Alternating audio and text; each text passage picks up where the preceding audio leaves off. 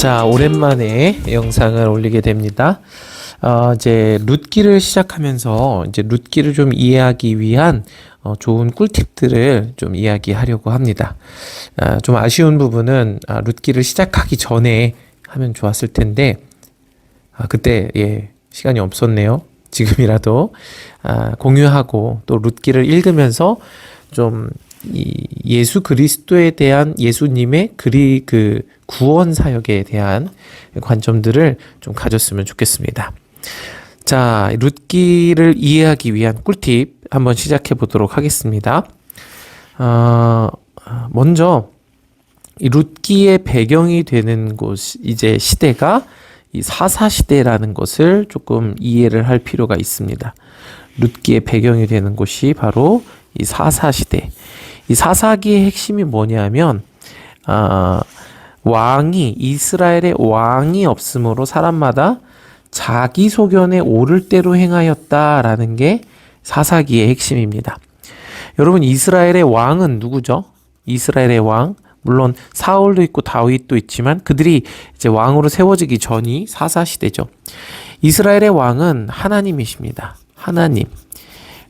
이제 이스라엘은 하나님의 말씀으로, 하나님의 법으로 통치함을 받는 게 이 사사시대였죠.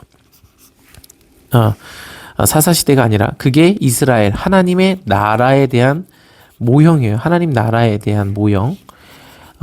그런데 사사시대에 와서 이스라엘 백성들이 하나님의 말씀을 버렸어요. 사사시대에 와서 하나님의 말씀을 버리고 뭐에 따라서 자기의 소견에 오른 대로, 자기 소견에 오른 대로 계속 이제 행동을 하는 겁니다. 자기 소견에 오른 대로. 이게 사사기의 핵심이에요. 그런데 이게 사사기의 핵심뿐만이 아니라 모든 성경에서 이 얘기를 하는 거예요. 하나님의 말씀의 기준이 아니라 사람의 소견, 사람의 기준, 사람의 계명, 그거대로 행하는 것, 그게 죄의 핵심이다라고 이야기를 하고 있죠. 예수님 때에도 그랬고요. 자, 사사시대가 이런 시대다. 왕이 없는 시대.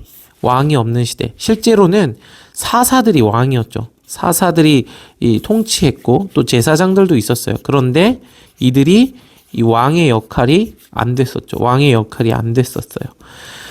자, 이스라엘의 참 왕은 하나님이시며 백성은 왕이신 하나님의 말씀으로 통치함을 받아야 하는데 자기 소견에 오를 대로 했죠.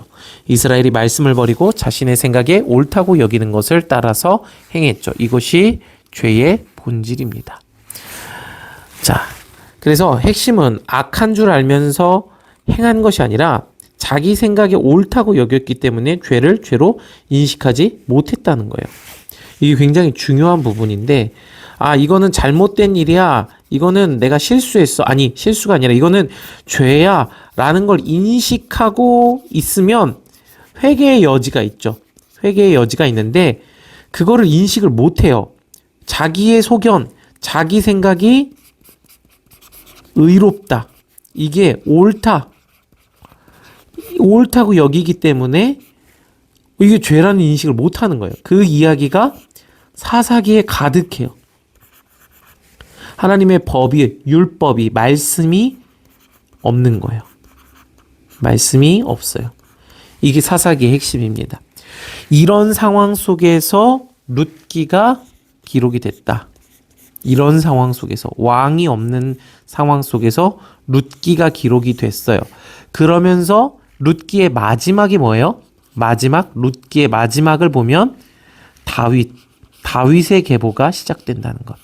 다윗은 이스라엘의 가장 이상적인 왕으로 지금도 평가받고 있는 왕이 다윗이에요. 그러니까 왕이 없는 사사시대에서 다윗의 시대, 사사시대에서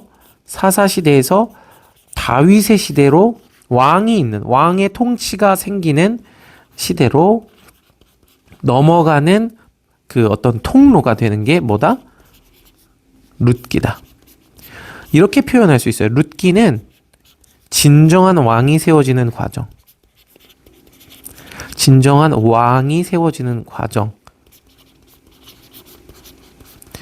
이게 룻기의 핵심이에요. 여러분, 우리도 이 왕 같은 제사장으로 부르심을 받았죠. 그걸 믿으시길 바래요. 우리가 하나님의 통치를 받지 못하고 있는 현실 속에서 진정한 왕 같은 제사장으로 세워지는 과정, 그 방법이 어디에 나와 있냐? 룻기에 나와 있다는 거예요. 그래서 룻기가 오늘 우리에게 매우 흥미로운 책이 될 수 있다는 거죠. 자, 한번 내용들을 좀 살펴보도록 합시다. 이런 배경 속에서. 자, 룻기의 시작은 뭘로 시작이 되냐면 바로 가뭄으로 시작이 돼요. 자, 그냥 이스라엘에 먹을 게 없었다, 것이 없었다, 그런 정도가 아니라, 보세요. 신명기 말씀에 너희는 스스로 삼가라. 두렵건대 마음이 미혹하여 돌이켜 다른 신들을 섬기며 그것에게 절함으로 여호와께서 너희에게 진노하사 하늘을 닫아 비를 내리지 아니하며 땅에 소산을 내리지 아니하므로 너희가 여호와께서 주신 아름다운 땅에서 속히 멸망할까 하노라. 이 가뭄은 성경에서 하나님의 말씀을 떠난 이스라엘 백성을 향한 징계, 대표적인 징계가 가뭄이에요. 먹을 것이 없어요. 여러분, 이스라엘 땅은 어떤 땅이었어요? 이스라엘 땅은 언약적으로 젖과 꿀이 흐르는 땅이었어요. 이게 이스라엘의 땅의 정체성이에요. 먹을 게 끊이질 않아요. 계속 먹을 게 넘쳐나요. 양식이 넘쳐나요. 이게 이스라엘인데, 그들이 다른 신들을 섬기며 다른 것들에 절하고 여호와의 말씀을 떠날 때 땅에 소산을 내지 아니하게 돼요. 땅이 소산을 내지 않게 되는 일이 일어나게 되는 거예요. 이 가뭄이 지금 이제 일어나게 되는 겁니다. 땅이 소산을 내지 아니하므로. 자, 그래서 단순히 흉년이 들었다, 먹을 것이 없다라는 얘기가 자연재해, 그냥 우연히 일어난 가뭄이 아니라 이 사사기, 이 왕이 없는 시대, 하나님의 통치를 떠난 이 왕이 없는 시대에서 이스라엘의 불순종에 대한 언약적 심판, 이게 일어난 거예요. 그러니까 하나님이 이스라엘 땅을 떠나신 거예요. 하나님의 징계가 지금 하나님의 심판이 이스라엘에 내린 거예요. 왜? 왕이 없어서. 하나님이 이스라엘의 왕이 아니에요. 누가 왕이에요? 누가 왕이에요? 내가 왕이에요. 각자 자기의 소견이 왕이에요. 이게 죄의 핵심이에요. 여러분, 지금도 마찬가지예요. 신앙생활을 하는데 누구 마음대로 누구의 소견을 따라 신앙생활을 해요? 나의 소견을 따라. 이게 죄의 핵심이에요. 하나님의 말씀을 우리 마음에 두고 싶어 하지 않는 거예요. 자, 그래서 이스라엘이 하나님을 떠났다라는 얘기가 이제 룻기의 시작입니다. 자, 가뭄. 하나님은 이 이스라엘 백성을 애굽에서 광야로 이끄실 때 광야에 40년을 지나게 하셨어요. 목적이 뭐예요? 사람이 떡으로만 사는 게 아니라 여호와의 입에서 나오는 모든 말씀으로 사는 것임을 배우게 하기 위해서 광야에 40년을 지나게 하신 거예요. 결국 핵심은 하나님의 입에서 나오는 모든 말씀이에요. 사람은 이걸로 사는 거예요. 이게 생명이다라는 것을 가르치는 거예요. 그러니까 이스라엘 가운데 이 가뭄이 들었다라는 것의 의미는 단지 먹을 것이 없다, 그래서 생존의 위기, 굶게 되었다, 그걸 얘기를 하는 게 아니에요. 뭘 얘기를 하는 거냐면 말씀이 없다, 이걸 얘기하는 거예요. 이걸 깨달으라는 얘기를 하는 거예요. 지금 이 표면적으로는 가뭄, 먹을 게 없는 것이지만 본질적으로는 너희가 하나님의 말씀으로 살지 않았다, 이걸 깨달아라. 가뭄 가운데 너희 가운데 말씀이 없다는 걸 깨달아라. 그래서 하나님이 하늘의 양식을 거두신 것이에요. 하늘의 것을 먹지를 못해요. 그러니까 말씀을 읽지 않는 게 아니라 보아도 보지 못하고 들어도 듣지 못하는 거예요. 말씀이 없게 되는 현실을 맞이하게 되는 거예요. 말씀도 비도 양식도 모두 끊어진 가뭄의 현실. 이게 룻기의 핵심이에요. 이걸 룻기에서 이해하기 위해서 중요해요. 그러니까 양식이라는 개념이, 양식 혹은 곡식이라는 개념이 단지 먹을 것, 생존을 위한 것이 아니라 하나님의 말씀, 살게 하시는 하나님의 진정한 진리를 말하는 거예요. 이게 없는 것, 이 먹을 게 없는 상황이 룻기의 시작이에요. 그리고 룻기는 이 곡식과 양식에 대한 이야기가 계속 이어지는 거예요. 그러니까 이 룻기를 이해할 때 이 곡식, 양식 이것을 하나님의 말씀이라는 것으로 이해할 수 있다라는 얘기죠. 자, 이해가 되시죠? 자, 그리고 지금 보세요. 좀 정리를 해봅시다. 사사기의 이제 핵심 주제, 왕이 없다. 자기 소견에 오를 대로 행하는 것.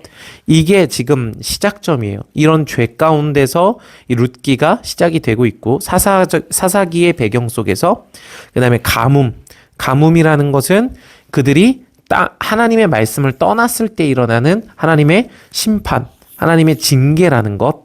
그런데 가뭄의 의미는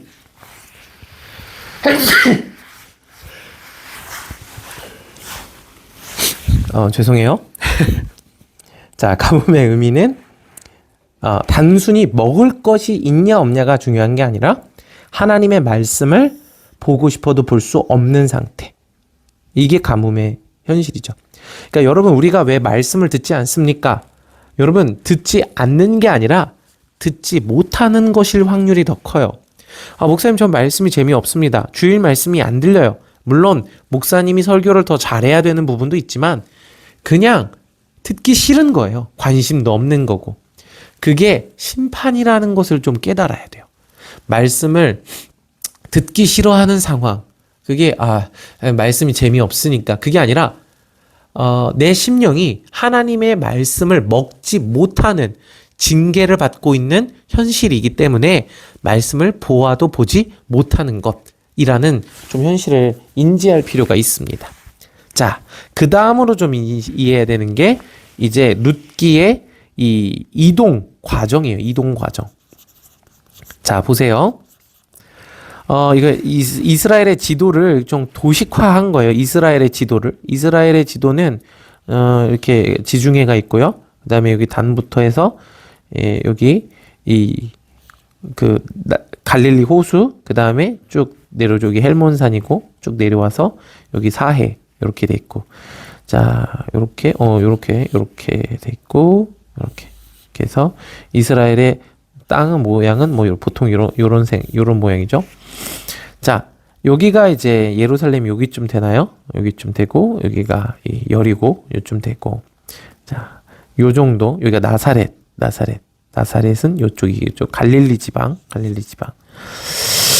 자, 요런 지도 모형인데 이 지도를 이렇게 도식화시켰다. 요렇게 보시면 되고요. 자, 보면요. 이스라엘이 있고요. 베들레헴에서 이제 시작이 돼요. 이 이야기가. 이 베들레헴 굉장히 이제 의미가 있는 도시예요. 예수님이 나신 곳이기도 하죠. 예수님이 베들레헴에서 태어나셨어요. 베들레헴에서. 자, 그래서 엘리멜렉의 가족이 이스라엘에 가뭄이 내렸기 때문에 사해가 아니고 요단강이죠. 요단강을 지나서 모압 땅 동쪽으로 이동하는 것으로 이 룻기가 시작이 돼요. 룻기가 동쪽으로 이동하는 것. 가뭄이 아까 뭐라고 그랬어요? 하나님의 심판, 하나님의 징계죠. 이 하나님의 징계, 심판, 이것 가뭄으로 인해서 이 엘리멜렉의 이 가족들이 동쪽으로 이동하는 것, 먹고 살기 위해서. 자, 과정이, 이 구조가 이 룻기의 배경이에요. 자, 근데 보세요. 이 배경이 뭐랑 똑같냐면 이같이 하나님이 그 사람을 쫓아내시고 에덴 동산 동쪽의 그룹들과 도는 불칼을 두었다라고 창세기에 얘기했어요. 그러니까 아담과 하와가 하나님 앞에 범죄했죠. 죄를 지었어요. 죄를 지어서 어디로 쫓겨나요? 에덴 동쪽으로 쫓겨나요. 에덴 동쪽으로. 여러분, 이 구조가 계속 나와요. 성경에서. 이런 패턴들을 좀 읽어보면 좋아요. 봐봐요. 이스라엘 백성들이 바벨론에 바벨론의 포로로 끌려가죠. 바벨론이 어디 있어요? 이스라엘 동편에 있어요. 그러니까 계속 죄를 지은 자들이 이스라엘 요단 건너 동편으로 쫓겨나가요. 하나님의 나라에서 쫓겨나가는 거예요. 동편으로.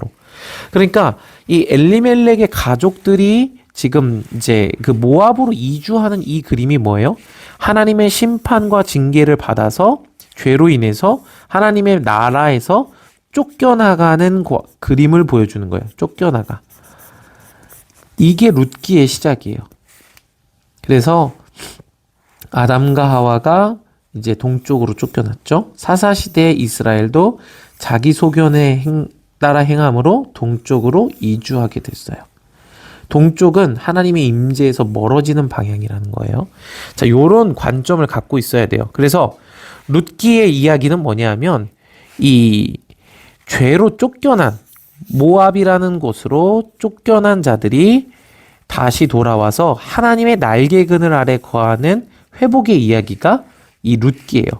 그러니까 룻기가 단지 그냥 나오미 뭐 착한 며느리의 이야기, 뭐 현명한 시어머니의 이야기, 그래서 신실하신 하나님, 물론 다 맞는 말인데 구원의 이야기예요.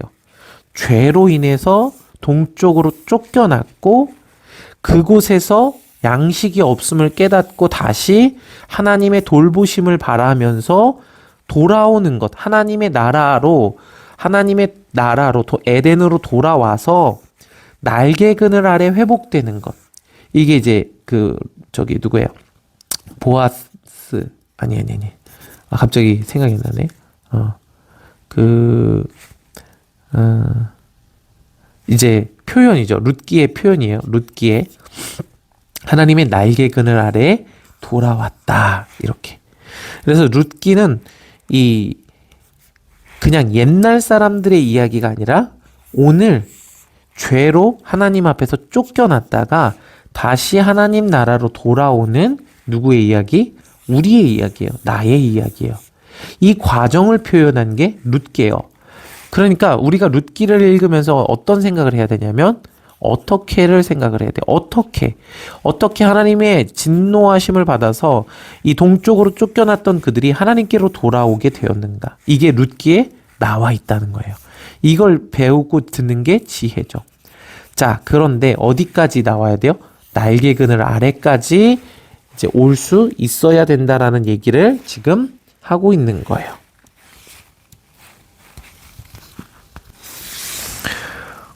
자, 그래서 여기 보면요. 룻기 2장에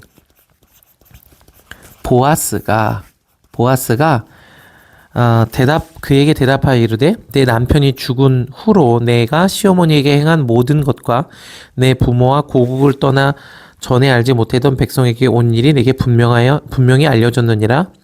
여호와께서 내가 행한 일에 보답하시기를 원하며 이스라엘의 하나님 여호와께서 그의 날개 아래에 보호를 받으러 온 내게 온전한 상 주시기를 원하노라. 이게 룻기의 이야기의 핵심이에요. 여호와께서 그의 날개 아래에 보호를 받으러 온 너에게 상 주시는 것. 그러니까 날개 아래. 이게 여호와의 날개, 하나님 날개가 있나요? 하나님? 천사들의 날개가 있죠. 이런 관용적인 표현인데 이 유대인들은 날개 아래, 날개 그늘 아래, 이 시편에도 나오는 표현인데 이거를 들으면 이제 생각을 할 수 있어요. 뭐냐면 그룹을 생각을 하는 거예요. 그룹. 하나님의 언약궤를 덮고 있는 그룹을 얘기를 하는 거예요. 하나님의 언약궤. 언약궤 위에 두 그룹이 날개로 덮고 있죠. 그러니까 날개 아래라는 것은 그 언약궤 앞을 이야기하는 거예요. 그러니까 지금 하나님의 범죄함으로 쫓겨났던 이스라엘 백성들 그리고 엘리멜렉 그러니까 이 나오미와 사람들이 돌아오는 거예요. 어디까지 돌아오는 거예요? 어디까지? 날개 아래까지 돌아오는 거예요. 그냥 하나님의 땅으로 하나님의 나라로 돌아오는 게 아니라 언약궤 앞까지. 이것의 의미는 굉장히 중요해요. 하나님의 말씀의 본질을 들을 수 있는 곳이 언약궤 앞이에요. 말씀의 본질. 이것이 하나님의 상급, 하나님의 상이다라고 이야기를 하는 거예요. 그러니까 여러분 이게 옛날에 있었던 그냥 이야기가 아니라 오늘 우리의 구원에 대한 설명이에요. 그러니까 우리의 목적지가 어디가 되어야 되는 거예요? 언약궤 앞, 날개 아래. 그 언약궤가 우리가 돼야 되는 거예요. 거기까지 돌아오는 게 룻기의 핵심입니다. 자, 이해가 되시죠? 자, 그래서 오늘 이제 이 몇 가지 인물들에 대해서 조금 보고요. 그 다음에 이제 조금 다른 인물들에 대해서는 다음 편 룻기 꿀팁 2편에서 좀 살펴보도록 할게요. 자, 인물들이 등장을 하죠. 그래서 우선 룻기에 대한 이 설명에서 유대 전승에서 룻기는 사무엘이 썼다라는 이제 설이 있어요. 그래서 이 사사 시대의 이 그 표현, 그 구원의 과정들을 이 인물의 이름에 담아서 표현을 했다라고 보고 있습니다. 자, 그래서 엘리멜렉, 이제 그 나오미의 남편이죠. 룻의 시아버지기도 하고, 의미는 뭐예요? 엘리멜렉, 멜렉 왕이죠. 하나님은 왕이시다. 왕이신 하나님, 뭐 이렇게 해석할 수 있어요. 하나님이 나의 왕이시다. 그런데 그런 이름을 가진 사람이 모압으로 이주를 하는 거예요. 이게 뭘 의미하느냐가 중요한데, 하나님을 왕으로 섬기는 자가 사사시대에 있어요? 없어요? 없어요. 그래서 심판을 받아서 모압으로 이주해요. 그래서 엘리멜렉이 어떻게 돼요? 죽어요. 하나님이 왕으로 섬기는 자가 있어요? 없어요? 없다라는 얘기를 하는 거예요. 아무도 하나님을 왕으로 섬기지 않아요. 그래서 쫓겨나서 죽게 되는 거예요. 하나님을 왕으로 섬기는 자가 없다라는 것을 지금 엘리멜렉의 죽음으로 보여주는 거예요. 여러분, 하나님이 왕이시다라고 하면 축복을 받아야 되는데 그렇지 않은 거예요. 이름만 엘리멜렉인 거예요. 하나님이 진짜 왕이 아닌 거예요. 그러니까 쫓겨나서 죽임을 당하게 되는 거죠. 하나님을 왕으로 섬기는 자가 있다 없다? 없다. 이걸 지금 보여주고 있는 거죠. 그리고 엘리멜렉의 두 아들 이름이 뭐예요? 말론과 기럨이에요. 말론의 의미는요, 병든 자라는 의미를 가지고 있어요. 기럨은 소멸하다, 끝났다, 망했다 이런 뜻이에요. 여러분, 누가 아들 이름을 이렇게 짓습니까? 누가 자기 아들을 첫째 이름은 병든 자, 둘째 이름은 소멸됨 이렇게 누가 지어요? 그러니까 저자의 의도가 담겨져 있죠. 이름에 저자의 의도, 이걸 봐야 돼요. 자, 봅시다. 하나님이 왕이 아닌 삶의 결과가 이름에 담겨 있죠. 하나님이 왕이 아니심은 병들고 소멸함이라는 결과를 낳게 되는 거예요. 그래서 엘리멜렉이 죽음, 그리고 이 말론과 기럨을 낳죠. 말론과 기럨. 자, 그래서 말론과 기럨까지 이제 이게 지금 이 룻기의 현실이에요. 죄로 가득하고 하나님이 왕이시다라고 말을 하지만 진짜 하나님을 왕으로 섬기는 자가 없어요. 죽었어요. 그리고 어떤 아들을 낳아요? 열매가 뭐예요? 병들고 기럨, 소멸하고 망하고 끝나는 것. 이게 지금 이 이스라엘의 현실인 것이죠. 그리고 오늘 우리의 현실이에요. 그러니까 로마서에서 바울이 모든 선지자가 이야기한 예수 그리스도, 복음. 그러니까 룻기에도 지금 예수님의 이야기예요. 예수 그리스도. 자, 이게 엘리멜렉과 말론과 기럨에 대해서 보았고요. 이게 중요한데 이 모압 여인 룻에 대해서 좀 봐야 돼요. 룻기죠. 룻기의 주인공은 누구예요? 나야나? 아니죠? 룻이죠. 이거 나야나 이거 너무 옛날 거 아닙니까? 이거 이해하는 사람들 진짜 몇 년도생이에요. 여하튼 자, 모압의 기원.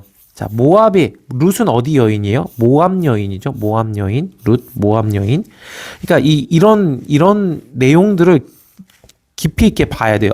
룻이 그냥 모압 사람이구나가 아니라 왜 모압 여인일까?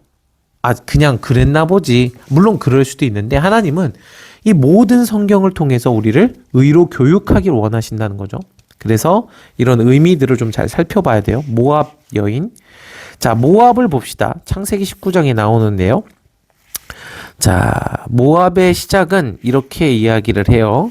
큰딸이 작은딸에게 이르되 우리 아버지는 늙었고 온 세상의 도리를 따라 우리가 배필될 사람이 이 땅에는 없으니 우리가 우리 아버지에게 술을 마시게 하고 동침하여 우리 아버지로 말미암아 씨를 보존하자 하고. 이게 모압의 시작이에요. 그러니까 여기서 보니까 모압은 아버지와의 근친상간으로 탄생한 민족이에요. 출생 자체가 율법이 금하는 관계에서 비롯된 민족이 모압이에요. 하나님의 법과는 근본 자체가 하나님의 법을 위배하면서 나온 민족이 모압이에요. 자, 이게 이제 모압에 대한 첫 번째 개념이고요. 그러니까 룻이 어떤 여인인가? 룻이라는 사람은 이런 뿌리를 갖고 있는 거예요. 출생 자체가 율법이 금하는 관계에서 나온 부정한 자들. 출생 자체가 부정한 거예요. 이게 룻의 뿌리예요. 자, 그리고 모압의 의미가 또 있는데 신명기 23장 3절에 보면 암몬 사람과 모압 사람은 여호와의 총회에 들어오지 못하리니 그들에게 속한 자는 10대뿐 아니라 영원히 여호와의 총회에 들어오지 못하리라. 그러니까 암몬과 모압 사람은요, 10대가 지나요.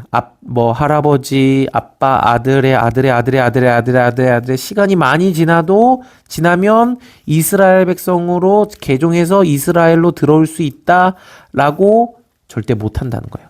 여러분, 이스라엘은요, 그러니까 순수 100% 아브라함의 혈통이 아니에요. 이스라엘이 애굽에서 나올 때 수많은 잡족이 같이 나왔어요. 그러니까 잡족이 같이 섞여 있는 게 애초에 이스라엘이에요. 그러니까 다른 민족도 이스라엘로 들어올 수 있다는 걸 말하는 거예요. 그런데 모압과 암몬은 된다, 안 된다? 안 된다. 영원히. 언제까지? 영원히 안 된다.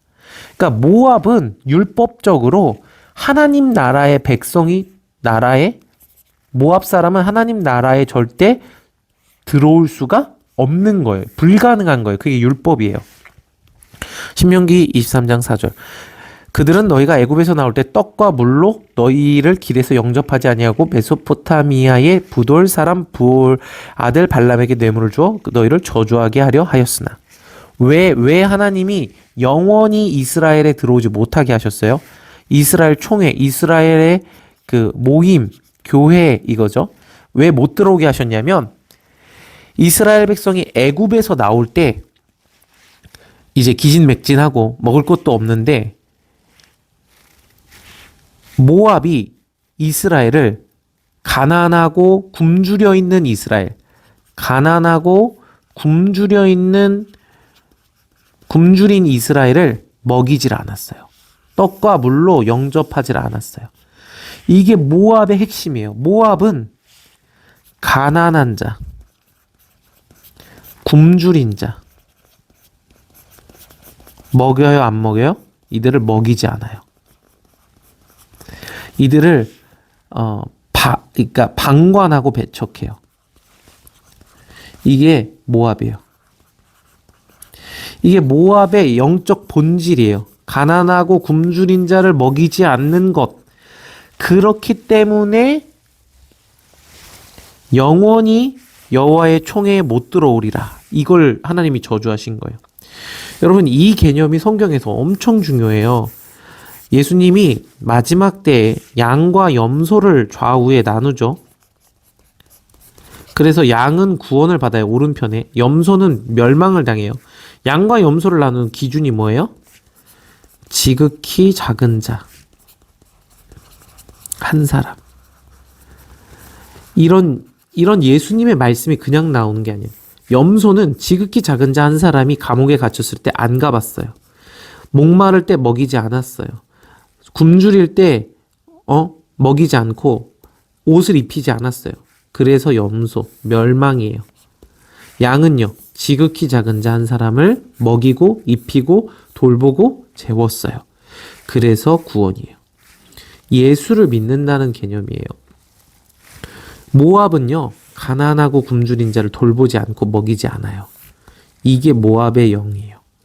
그러니까 룻은 이런 영적 본질을 가진 사람이에요.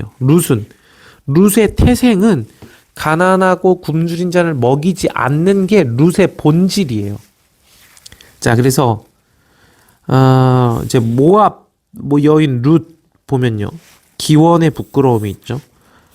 이 롯의 딸과 근친 상관에서 탄생 출생 자체가 율법이 금하는 관계. 출생 자체가 부정하고 영적으로는 가난한 자, 광야에서 이스라엘을 먹이지 않았어요. 하나님의 의를 행하지 않아요. 그리고 마지막으로 발람을 고용해서 이스라엘을 음란하게 타락시키려고 했어요. 이게 모압이에요. 룻이 모압 여인이라는 거예요. 그러니까 하나님 나라에 절대 들어올 수 없는 룻. 자, 그런데 룻기에서 뭘 얘기를 해요?